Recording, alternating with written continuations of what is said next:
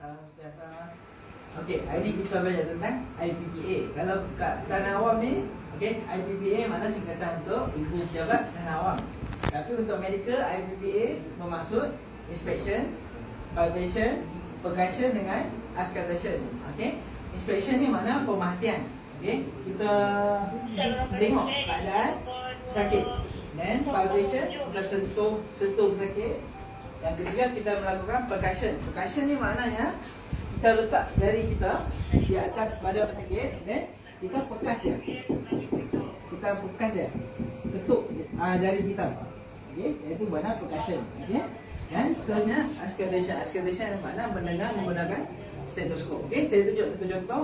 Pesakit datang dengan mengadu sakit dada. Sakit di bahagian dada. First kali mesti buat inspection.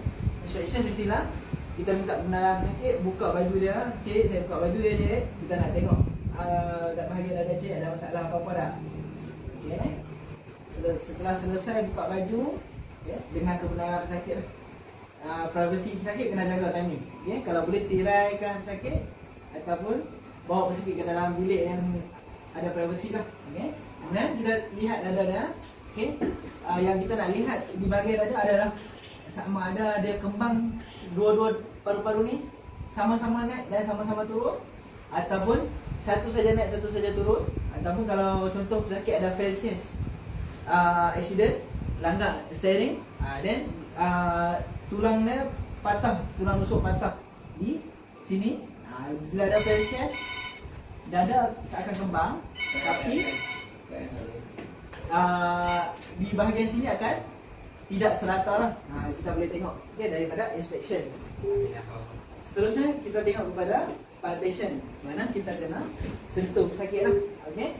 Kalau kata pesakit normal, kita minta dia kali ke belakang dalam keadaan buka baju. Okay. Dalam keadaan buka baju.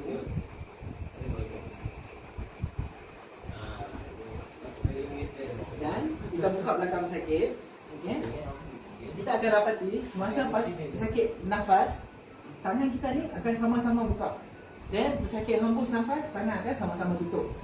Itu normal lah, makna sama-sama kembang, sama-sama mengecut semula lah paru-paru. Kalau kata satu paru-paru saja kembang, satu lagi tak kembang, makna something wrong lah. Sebab tu pesakit rasa sakit dada. Dan seterusnya kita lakukan percussion. Percussion ni yang kita ketuk tadi tu lah. Okay. Kalau kata kawasan tu kawasan paru-paru, bukan tulang, dia akan bunyi resonan. Kalau kata bahagian organ, akan bunyi dullness. Okay. Bahagian tulang dia akan bunyi dullness. Kita tekan. Kalau tulang dullness, kalau bahagian yang udara resonan. Kita tengok semua tulang rusuk ada 12. Kita kena check lah satu-satu. Okay. Dan seterusnya auscultation, mana kena dengar menggunakan stetoskop. Okey. Dengan stetoskop, untuk paru-paru mesti kanan dulu, then minta pesakit hembus, tarik nafas, then kiri pula. Then kita boleh buat perbezaan kanan dan kiri. Kita tak boleh turun sampai bawah, kemudian cek sebelah lagi sampai bawah. Okey, tak sesuai. Kanan, kiri. Kanan, kiri. Kita nak dengar bunyi rongkai dan sebagainya lah. Kalau orang asma, dia akan bunyi rongkai macam tu dan sebagainya lah. Kalau normal bunyinya, kita akan dengar udara masuk dan udara keluar tanpa ada bunyi-bunyi yang lain lah. Okey, itu saja daripada saya, IPPA. Terima kasih.